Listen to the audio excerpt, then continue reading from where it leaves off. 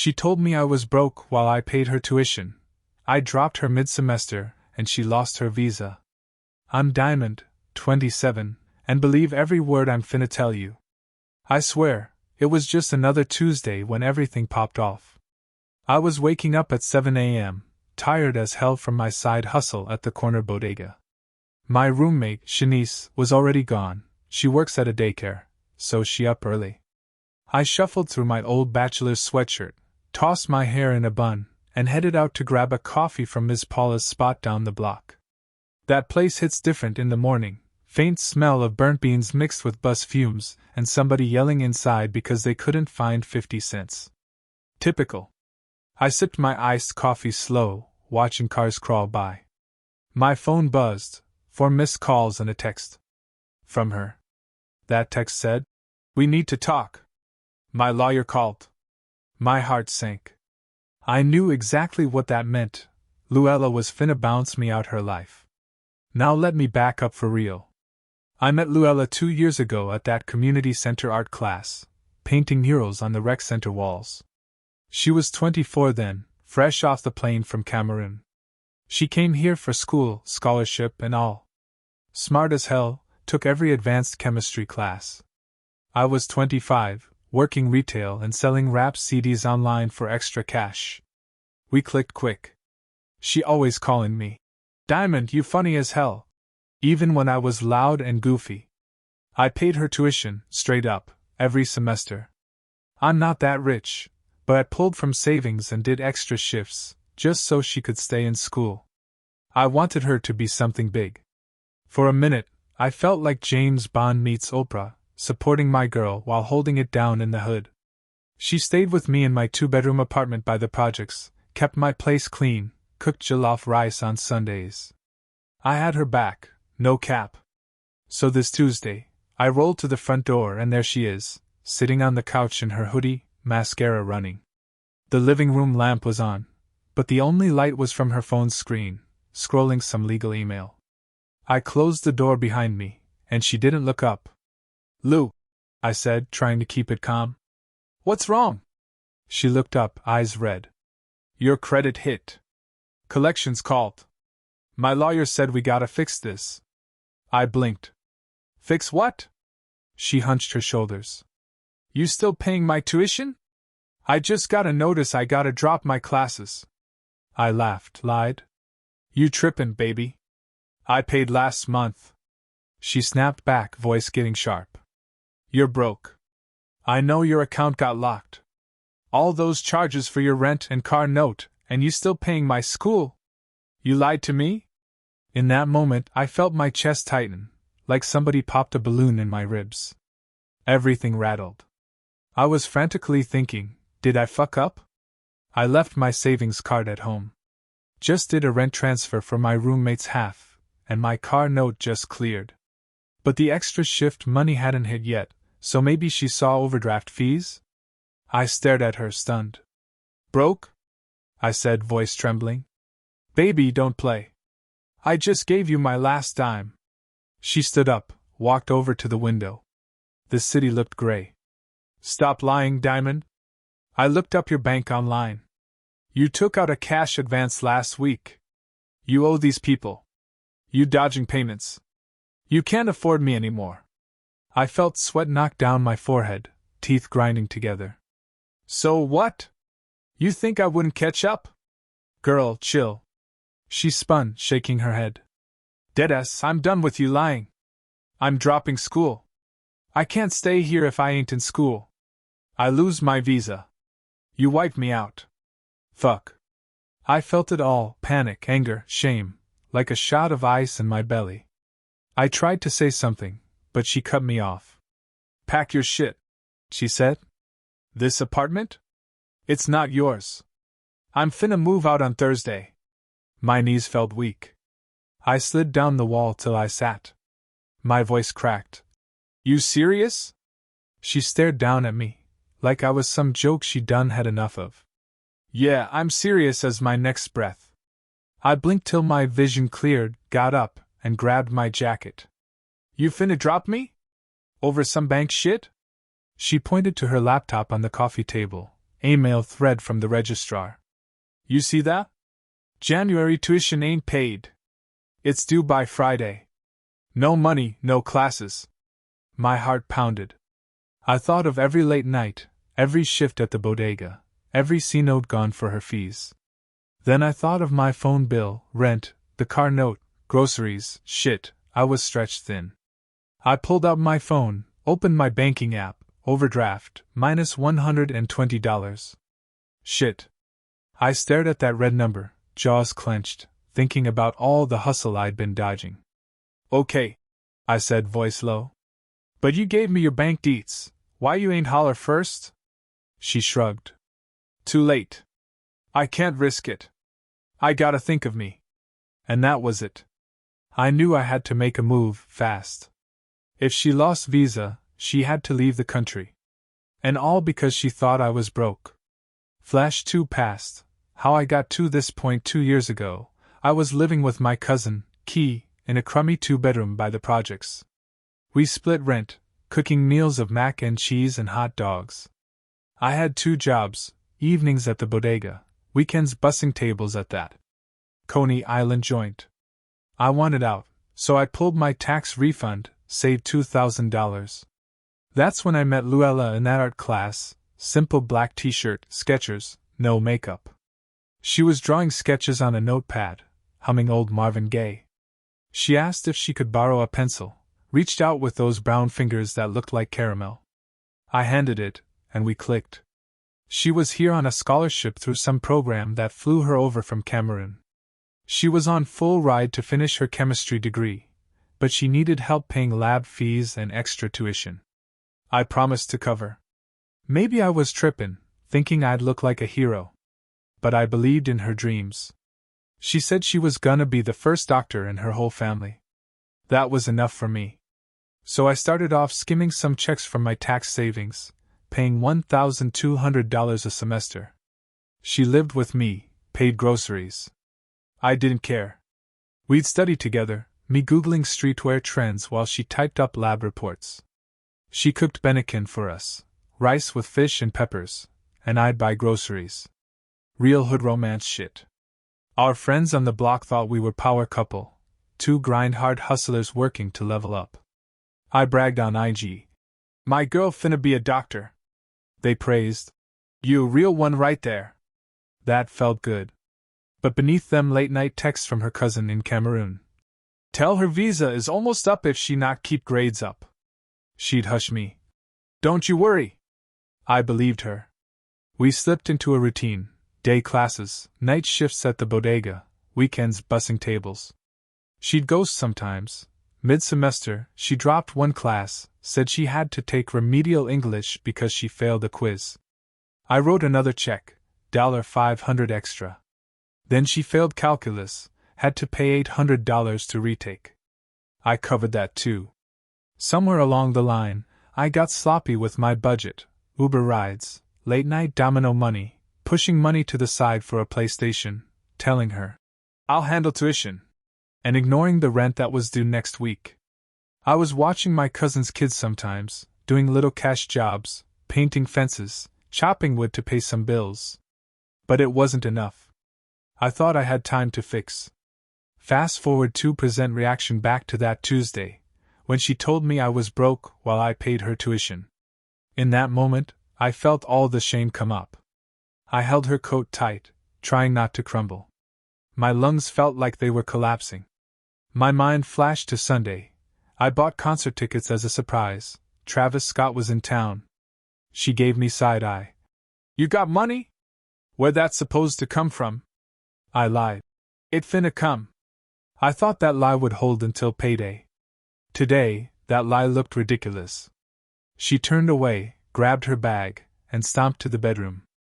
I heard her shoving clothes in a suitcase, crying low, like she was mad but sad too. Then quiet. I cupped my face, pressing fingertips into my eyes, thinking, damn. This shit is my fault. But I pushed that thought down.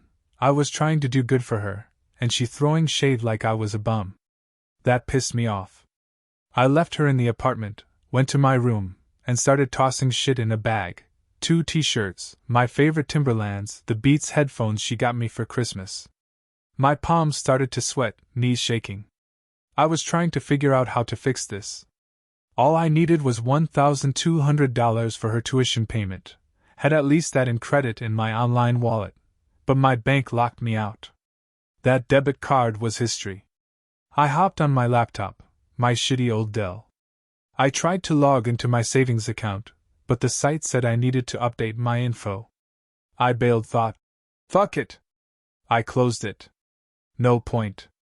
Then I heard her crying in the living room. I opened that door and caught her face, wet tracks from tears, mascara smudged on her cheeks. She had a single black eye, like she'd been hitting the gym but got a stray punch or something. I asked, what happened? She said, last night, I fell coming off the stoop. I raised an eyebrow. You sure you ain't hiding something? She wouldn't meet my eyes. Something in me suspected she got into a fight with some dude or fell drunk. But I let it slide. I was too shook by my money problems. I threw on my cap and bounced. I needed to get cash. I walked to the bodega down the block, walked in and grabbed 2 white roses. For luck, I told myself. The cashier, Manita, nodded, no judgment. I handed the $12, and she gave me cold stares, like she knew the drama but not the details. I gripped the roses tight in one hand, pulled out my phone and called Big Mike, the dude who always fronted me small loans. He picked up on second ring. Yo, Diamond. What's good? Mike, I need some cash. 500, 24 hours. I'll get the rest soon. He laughed, but low. You always need something, bro. I'll see. I felt that thrill, like someone finally listening to my panic. Walked back home, planning my next moves. If I gave her $500 for half of the tuition, I could catch up after my shift at the bodega, then pay her the rest by Friday. But I knew she wouldn't take half. She had that pride. I deserve a man who handles shit. She wanted full tuition cover, or nothing. Back at the crib, she was on the phone.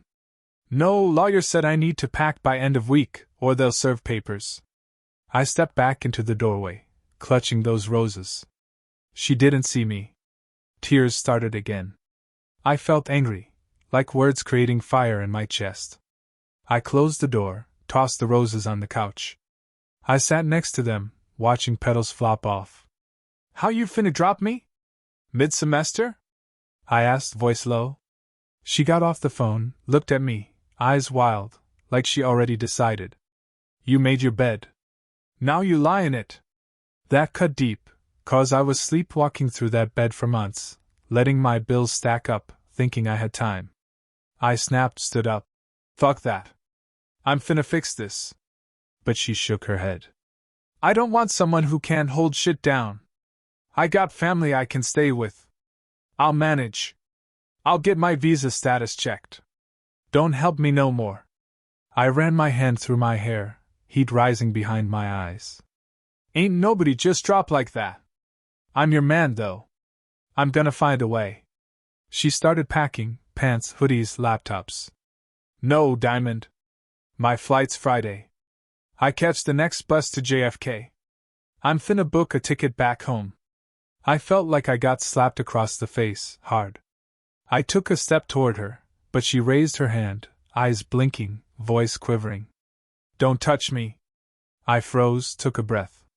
Girl, what you doing? You know I love you. She looked away.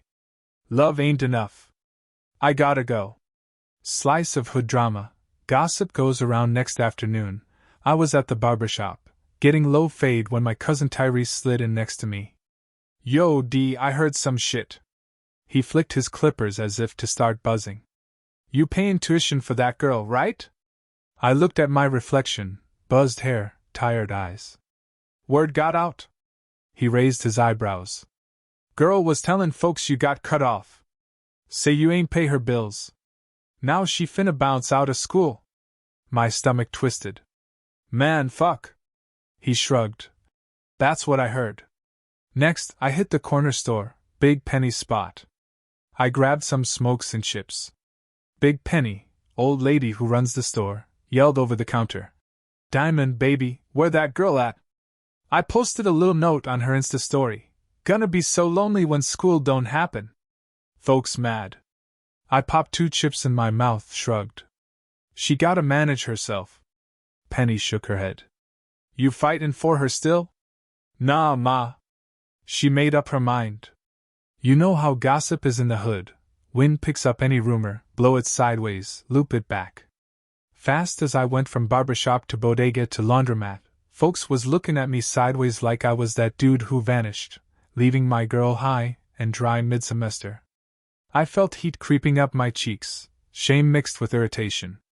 Memory flash. Her warnings and early signs it played in my head. 3 months ago, I caught wind she was hanging out with some rich kids at the new Starbucks on Main. I rolled up and saw her studying with some dude, green eyes, Yankee cap. He was tipping her extra at the cafe table. I got in her face. Who that nigga you chillin' with? And she brushed me off. Chill, Diamond. That's just my study partner.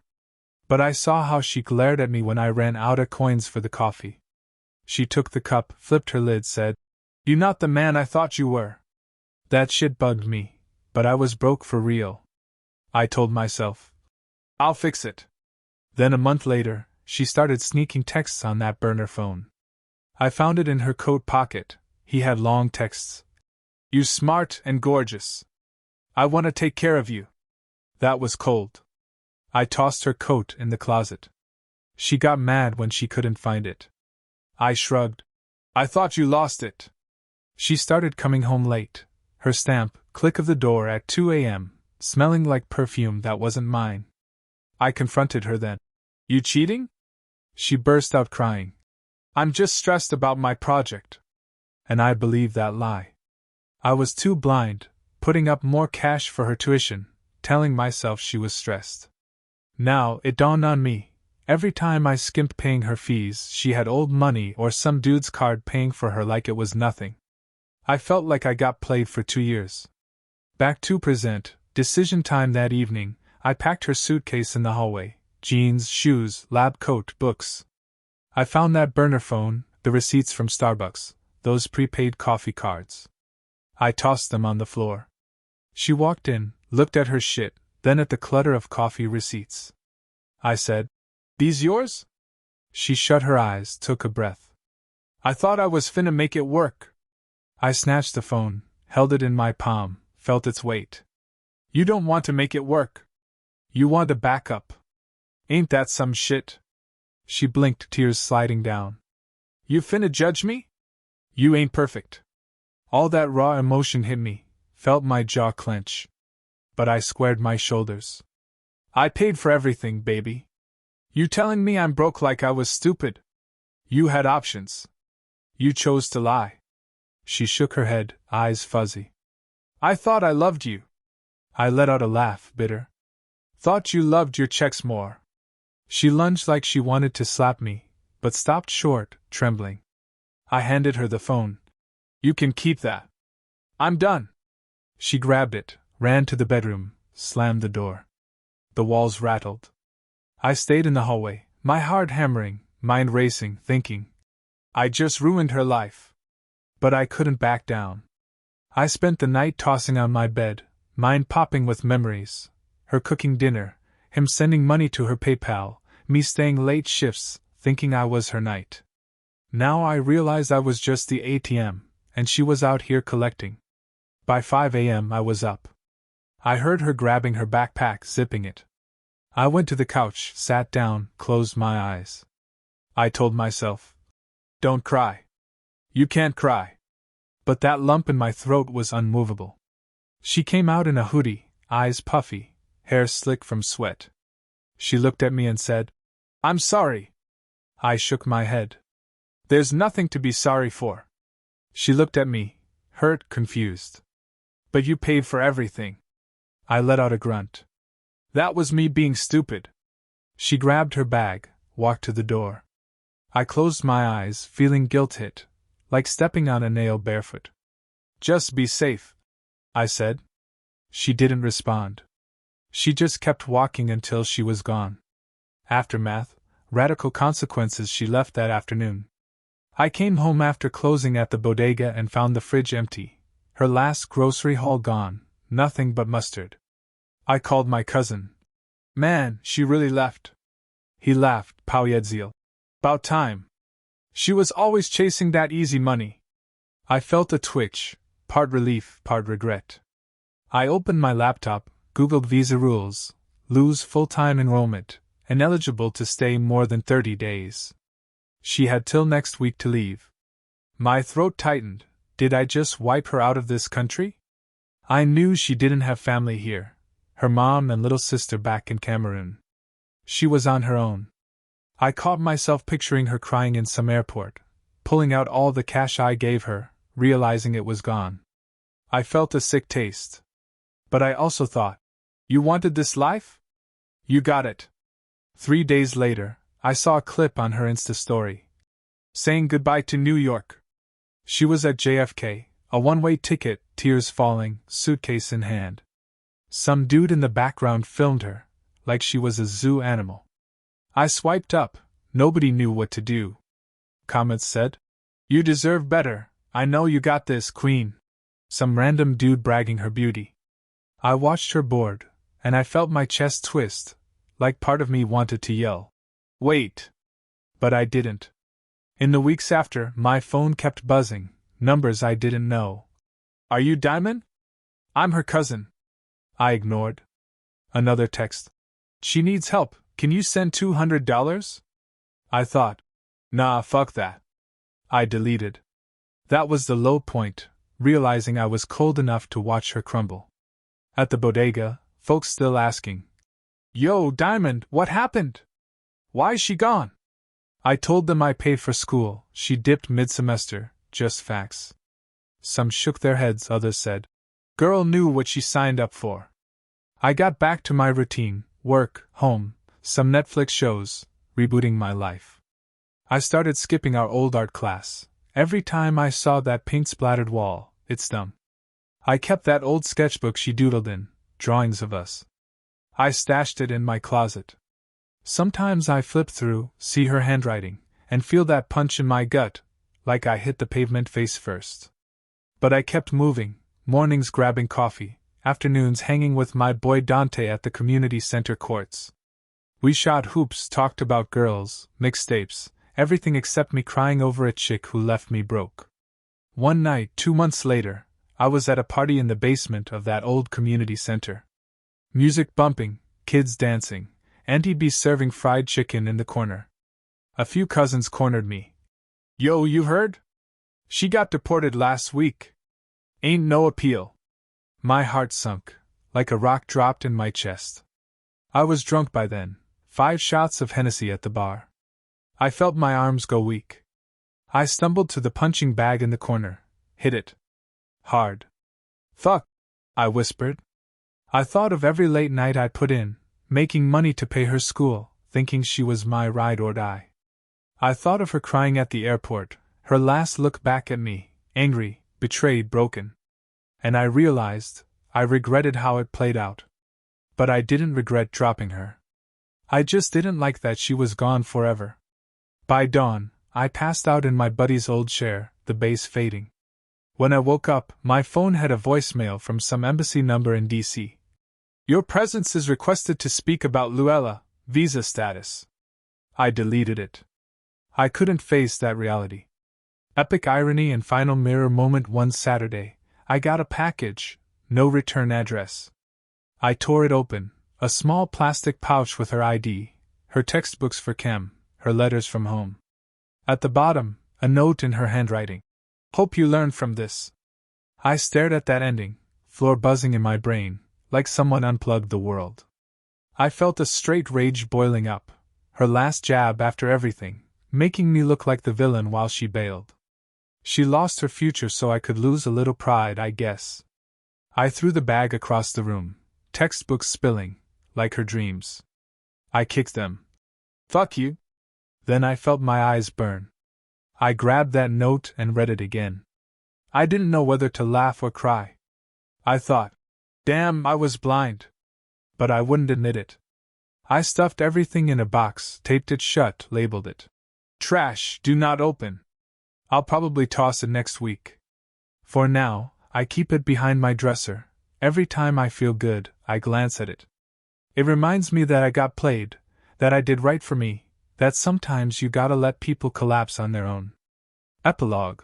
Where I stand now, it's been 6 months since she left. I got a promotion at the bodega, managing inventory and training new cashiers. I joined that online certification program for bookkeeping, figured I need a plan past folding shirts and hawking beans. I moved into a 1-bedroom by myself, cheaper rent, no roommates giving up space. I still hit the art class sometimes, never painted with the heart I had before. Every color reminds me of her. Instead, I just watch. I'm seeing someone now, a girl named Kendra from down the block. She works at that nail salon, real chill. She got her own thing, no scholarship drama, but she hustles. She likes my laugh and don't ask me for money every 2 weeks. We keep it light, movies, diners, chasing late-night cheeseburgers. She knows my story. That chick was toxic, she says. You did what you had to do. Sometimes I drive past her apartment on 3rd Street. It's small, vines growing up the fire escape. I see her silhouette by the window, head bent over a textbook. I could stop, knock, and talk, but I don't. Instead, I turn the wheel and drive to the 7-Eleven, grab a Slurpee, and sit in the car thinking back. Damn, how did I miss all that? Then I take a sip, watch that blue liquid swirl, taste sugar, tears, regret, but no loosened pride. I remind myself, she told me I was broke while I paid her tuition. I dropped her mid-semester, and she lost her visa. And yeah, that shit was dope drama, but I got the last check. Now I'm climbing up from that fail. I'll be alright. But I'll never forget how brutal it tasted.